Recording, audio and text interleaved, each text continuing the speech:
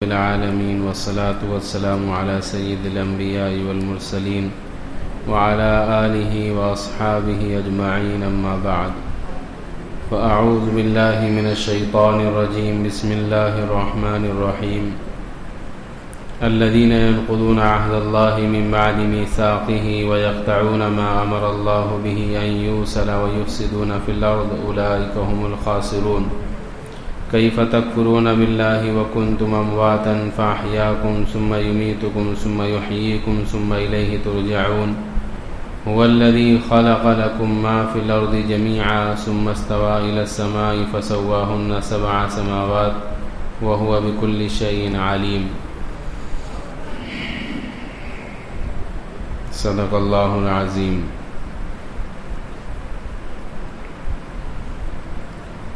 گزشتہ کل ہمارے سامنے جس آیت کا خلاصہ پیش کیا گیا اس میں اللہ تبارک و تعالی نے مشرکین اور منافقین کے ایک اعتراض کا جواب دیا ہے۔ ہم نے عرض کیا تھا اللہ اپنے پاک کلام میں جگہ جگہ منافقوں، کافروں اور مشرکوں کی طرف سے اسلام پر، مسلمانوں پر، نبی پاک صلی اللہ علیہ وسلم پر اور اللہ کی ذات پر ہونے والے اعتراضات کے جوابات اللہ اس کلام میں دیتے رہتے ہیں۔ تو کل جو ان کو اللہ کی طرف سے قرآن میں مثالیں دی جاتی تھی اس پر جو اعتراض تھا اس کا جواب پیش کیا گیا۔ اسی سے جڑی ہوئی آیت ہے الذین ینقضون عہد اللہ من بعد میثاقہ ویقطعون ما امر اللہ، وہ لوگ جو اللہ کے عہد کو توڑتے ہیں اس کو پختہ کرنے کے بعد، وَيَقْطَعُونَ مَا أَمَرَ اللَّهُ بِهِ أَن يُوصَلَ، اور جن تعلقات کو اللہ نے جوڑنے کا حکم دیا ہے اس کو توڑتے ہیں اور زمین میں فساد پھیلاتے ہیں، اولئک هم الخاسرون، یہی لوگ حقیقی خسارے میں ہیں، حقیقی نقصان میں ہیں۔ جو لوگ اللہ کی نگاہ میں ناکام، نامراد اور کافر ٹھہرے ان کی 3 صفات اللہ نے بیان کی ہے۔ جو لوگ اللہ کی نگاہ میں کافر ہیں، منافق ہیں، فاسق ہیں، ناکام ہیں، ان کی یہاں اللہ نے 3 صفات بیان کی ہے۔ پہلی صفت یہ ہے کہ وہ اللہ سے کیے ہوئے عہد کو یعنی وعدے کو توڑ دیتے ہیں۔ دوسری صفت یہ ہے کہ وہ جن تعلقات کو اللہ نے جوڑے رکھنے کا حکم دیا اسے بھی توڑ دیتے ہیں۔ اور تیسری صفت یہ ہے کہ زمین میں فساد پھیلاتے ہیں۔ یہ 3 صفات یہاں پر اللہ نے فاسق اور کافر لوگوں کی ذکر کی ہے۔ پہلے ہم تشریح سن لیں اس کی، اس کے بعد دیکھتے ہیں کہ آیا ہمارے اندر بھی یہ صفات ہے یا نہیں۔ اگر ہیں تو پھر ہم بھی زمین میں فساد پھیلانے والے ہیں، حالانکہ اللہ نے ہمیں زمین میں اصلاح کے لیے پیدا کیا ہے کہ تم زمین میں اصلاح کرو، لیکن اگر ہمارے اندر یہ صفات ہیں تو پھر ہم حقیقت میں زمین میں فساد پھیلانے والے ہیں۔ اور گہری نظر سے دیکھا جائے تو ان تینوں صفات میں سے ایک کا تعلق حقوق اللہ سے ہے اور دوسری 2 کا تعلق حقوق العباد سے ہے۔ جب بندہ اللہ کے اور بندوں کے حقوق کو صحیح طریقے سے ادا نہیں کرتا ہے تو زمین میں فساد برپا ہو جاتا ہے، معاشرہ خرابی کی طرف چل پڑتا ہے۔ پہلی صفت الذین ینقضون عہد اللہ، جو اللہ کے عہد کو توڑتے ہیں۔ مفسرین نے لکھا ہے کہ اللہ کے عہد کے کئی مطلب ہیں۔ سب سے مشہور معنی تو یہ ہے کہ ہر انسان نے عہد الست لیا ہے۔ قرآن میں 9 پارے میں ہے الست بربکم قالوا بلا۔ اللہ نے عالم ارواح میں ساری انسانیت کو پیدا کیا، مجھے اور آپ کو بھی۔ وہاں اللہ نے ایک عہد لیا، وعدہ لیا، یہ بتاؤ میں تمہارا رب ہوں یا نہیں؟ قالوا بلا، ہم سب نے کہا تھا آپ ہمارے رب ہیں۔ پھر اللہ نے دنیا کے اندر بھیج دیا۔ پھر چونکہ انسان نسیان سے ماخوذ ہے، یعنی بھولنے کی بیماری انسان کو زیادہ ہوتی ہے، تو اسی لیے اللہ نے انسان دنیا میں جانے کے بعد کہیں بھول نہ جائے، اس کی یاد دہانی کے لیے اللہ نے اپنا کلام نازل کیا۔ قرآن پڑھو اور اس عہد کو، وعدے کو یاد رکھو۔ اسی لیے اللہ نے انبیاء علیہ والسلام کا سلسلہ چلایا، آدم علیہ السلام سے لے کر حضرت محمد صلی اللہ علیہ وسلم تک۔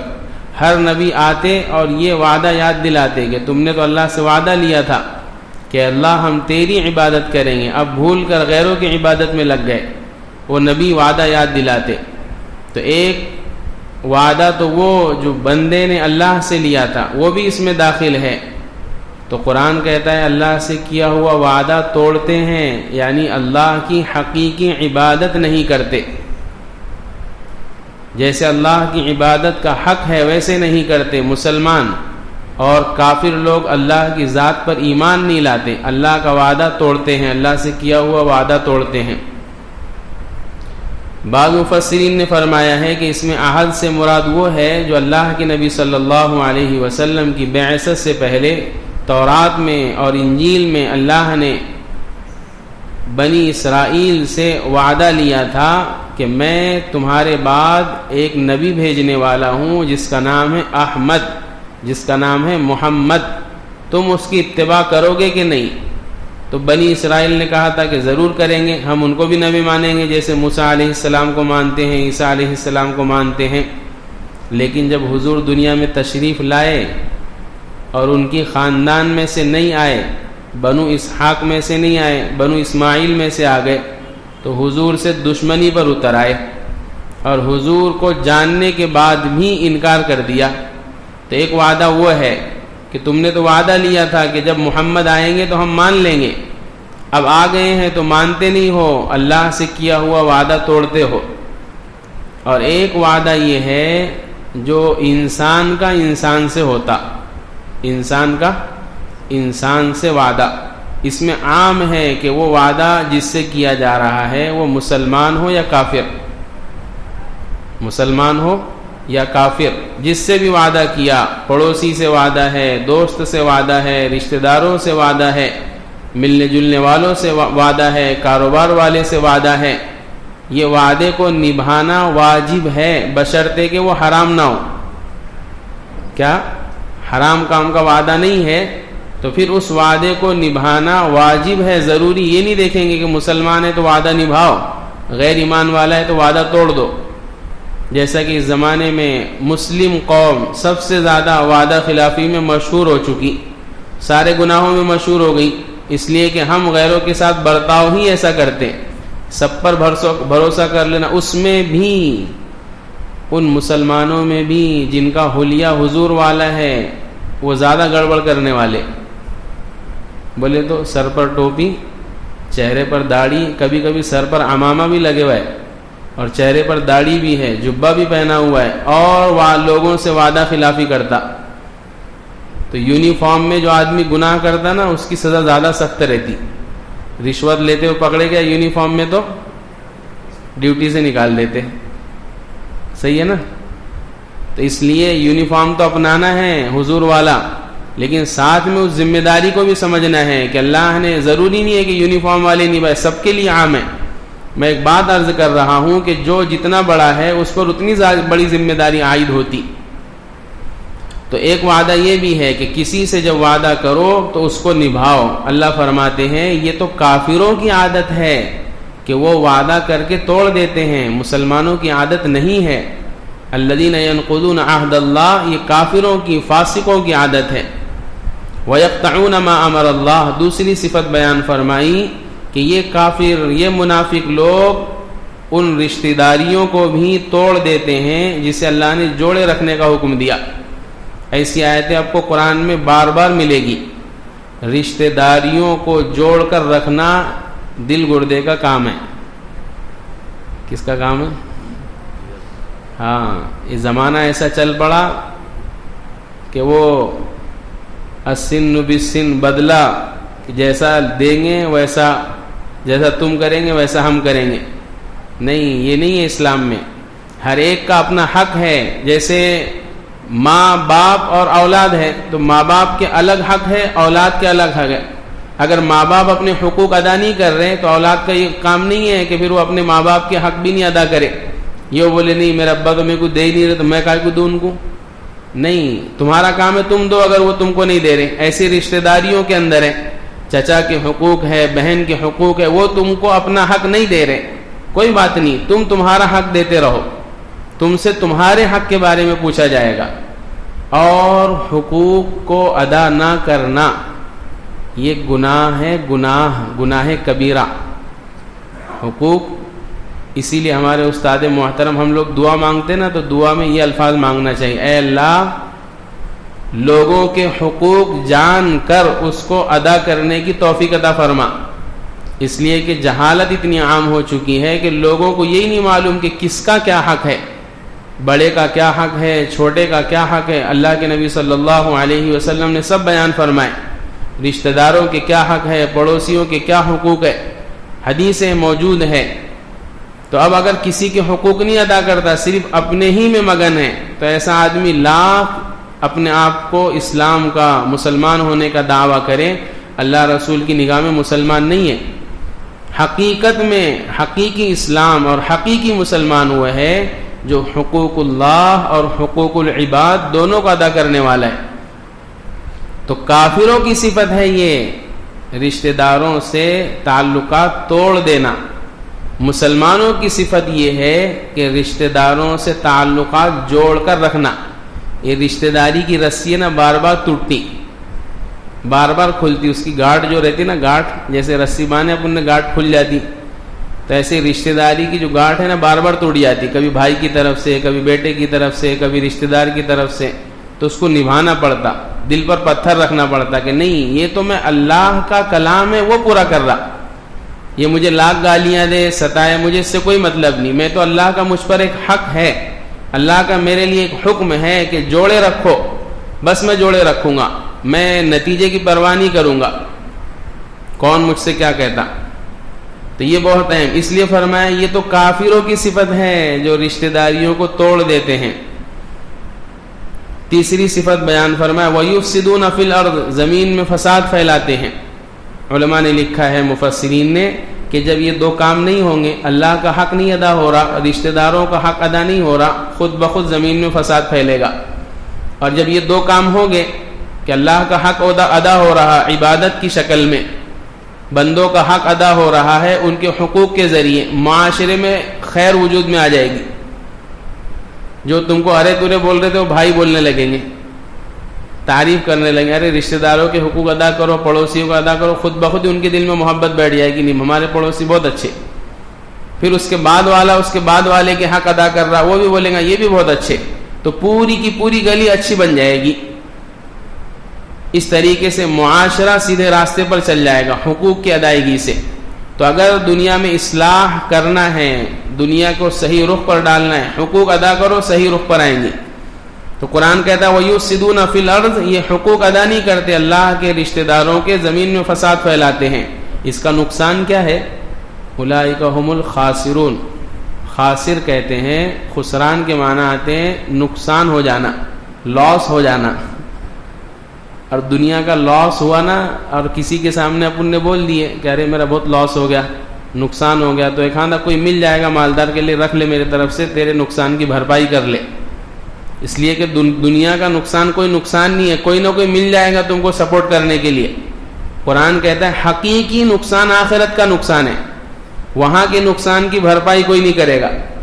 قرآن کہتا ہے نا کہ آدمی کا نقصان تھوڑا سا رہے گا، اس کی بھرپائی کے لیے باپ کے پاس، بیٹے کے پاس، ماں کے پاس، رشتہ داروں کے پاس جائے گا کہ میرا تھوڑا سا نقصان ہے، اتنا دے دو میرا کام بن جائے گا، کوئی نہیں دے گا. اس لیے قرآن کہتا ہے اولئک هم الخاسرون، حقیقی خسارہ، حقیقی نقصان انہی لوگوں کا ہے جن میں یہ صفات ہے. اس لیے اللہ سے پناہ مانگنا چاہیے کہ ہم اللہ وعدہ خلافی کرنے والے نہ بنے، رشتہ داریوں کو توڑنے والے نہ بنے، زمین میں فساد پھیلانے والے نہ بنے. موقع آئے تو چھوٹا بن جائے.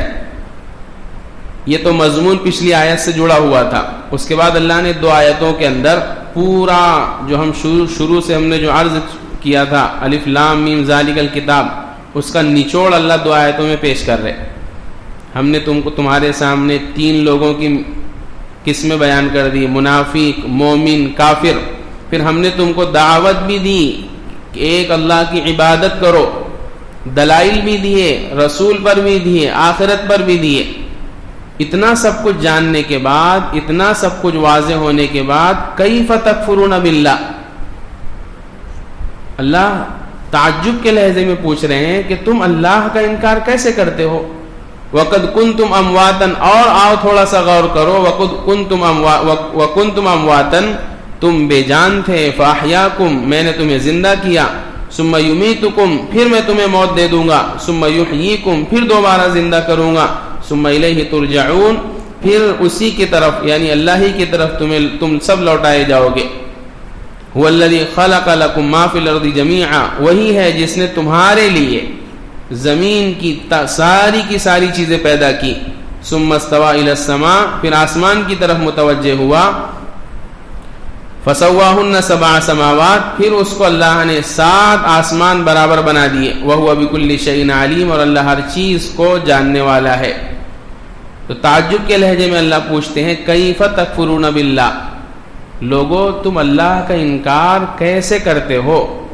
خاص طور سے اللہ مشرکوں سے، کافروں سے کہتے ہیں، اور عام طور سے سارے ہی انسانوں سے کہتے ہیں کہ تم حقیقی اللہ کی عبادت پر کیوں نہیں آتے.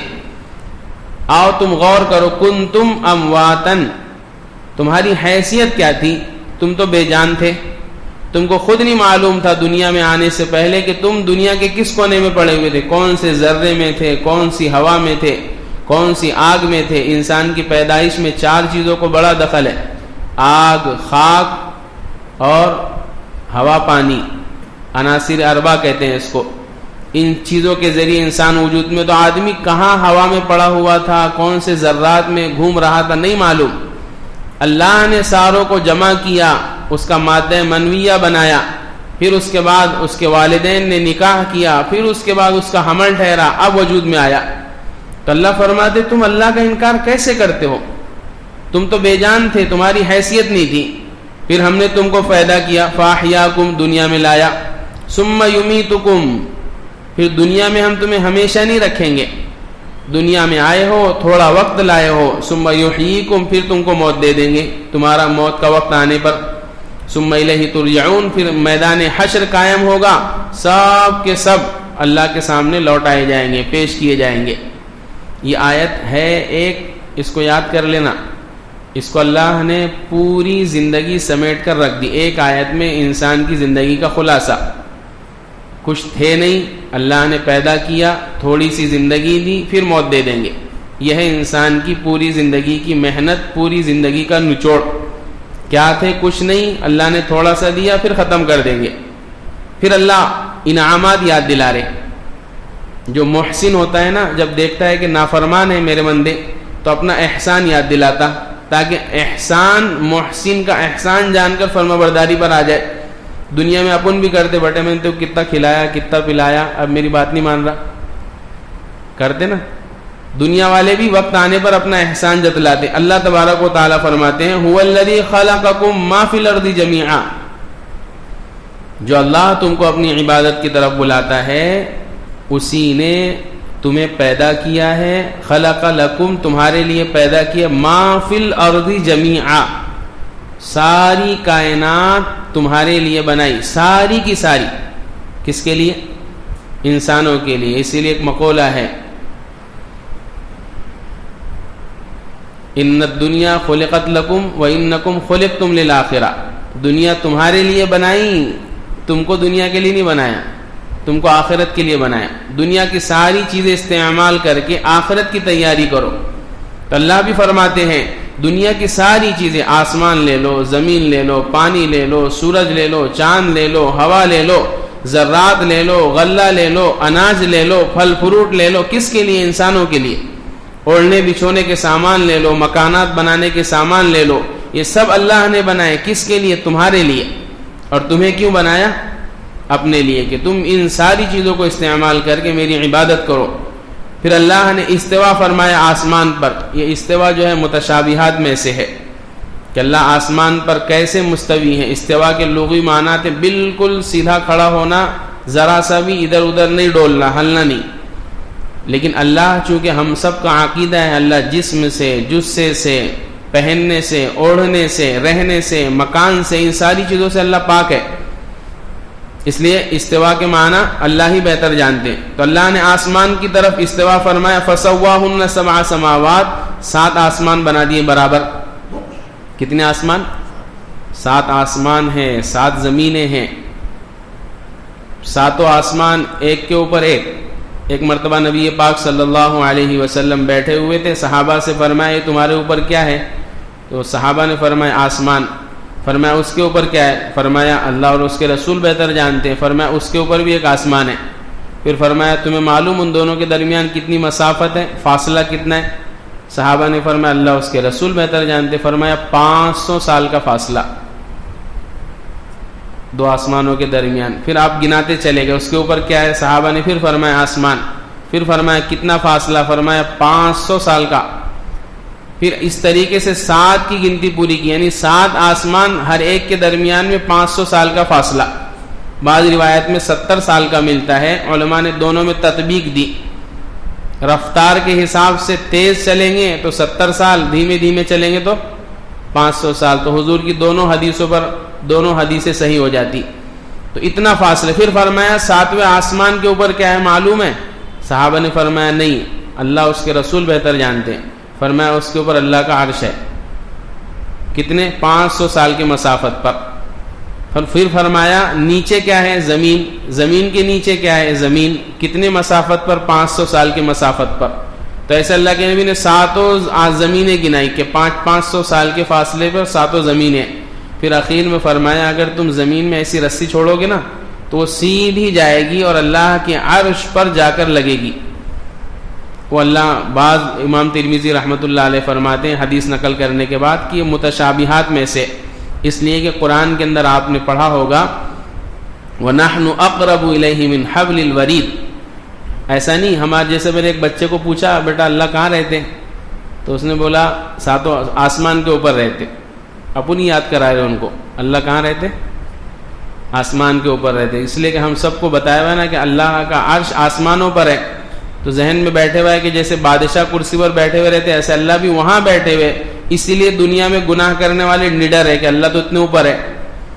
نہیں، اتنے اوپر نہیں ہے. ہمارا جو عقیدہ ہے اللہ کے تعلق سے کہ اللہ مکان سے، زمان سے، ملبوسات سے، تصورات سے، ان سب سے پاک ہے. پھر اللہ کے بارے میں کیا عقیدہ ہے؟ قرآن جو کہتا ہے وَنَحْنُ أَقْرَبُ إِلَيْهِ مِنْ حَبْلِ الْوَرِيدِ، ہم تو انسان کی شہرک سے بھی زیادہ قریب ہے. اللہ ایک لطیف، یعنی اتنی باریک چیز ہے کہ ہر چیز کے ساتھ میں اللہ کی ذات ہے. اسی لیے قرآن کے اندر کیا فرمایا ہے؟ جب تم 2 ہوتے ہو تیسرا اللہ ہے، جب تم 3 ہوتے ہو چوتھا اللہ ہے، جب تم 4 ہوتے ہو 5واں اللہ ہے. تو کم ہو تو بھی اللہ، زیادہ ہو تو بھی اللہ. اللہ ہر چیز میں ہر جگہ موجود ہے. یہ مسلمانوں کا عقیدہ رکھنا چاہیے کہ اللہ ہر جگہ موجود ہے، ہر جگہ اللہ موجود ہے. تو فرمایا ثم استوى الى السماء فسواهن 7 سماوات. مفسرین نے یہاں ایک بات یہ لکھی ہے جس میں لوگ زیادہ انٹرسٹ لیتے ہیں کہ پہلے آسمان بنائے کہ زمین بنائے. حالانکہ یہ کوئی زیادہ اہم بات نہیں ہے، پھر بھی نقل کر دیتے ہیں.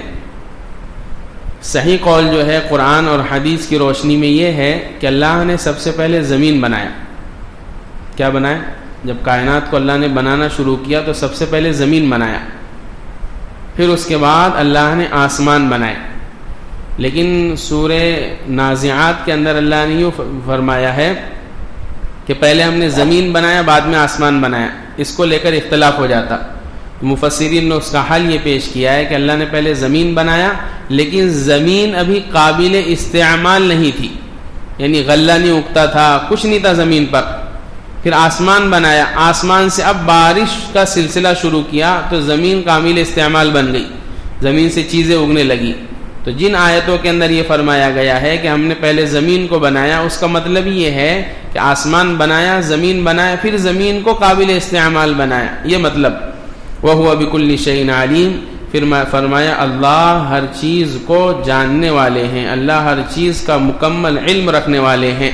یہاں رکوع ختم ہو گیا، سورہ بقرہ کا 3را رکوع ختم ہوا ہے ابھی، اور وہ مضمون جو شروع سے چل رہا تھا اس کو اللہ نے یہاں ختم کیا ہے اس انداز میں کہ دیکھو ہم نے تمہارے سامنے توحید بھی بیان کر دی، رسالت بھی بیان کر دیا، آخرت بھی بیان کر دیا، اعتراض کا جواب بھی دے دیا، اب تو ایمان لے آؤ، بات بالکل واضح ہو چکی، اب ایمان لے آؤ، اب بھی نہیں ایمان لاتے تو پھر اللہ کا عذاب بڑا سخت ہے۔ اس کے بعد اللہ نے مثال کے ذریعے حضرت آدم علیہ السلام کا واقعہ پیش کیا ہے، جو ہمارے سامنے کل انشاءاللہ پیش کیا جائے گا۔ اللہ سے دعا ہے کہ اللہ ہم سب کو کہیں سنی باتوں پر عمل کی توفیق عطا فرمائے۔ وما علینا الا البلاغ، سبحان اللہ وبحمدہ، سبحانک اللہم وبحمدک، ونشہد ان لا الہ الا انت، نستغفرک۔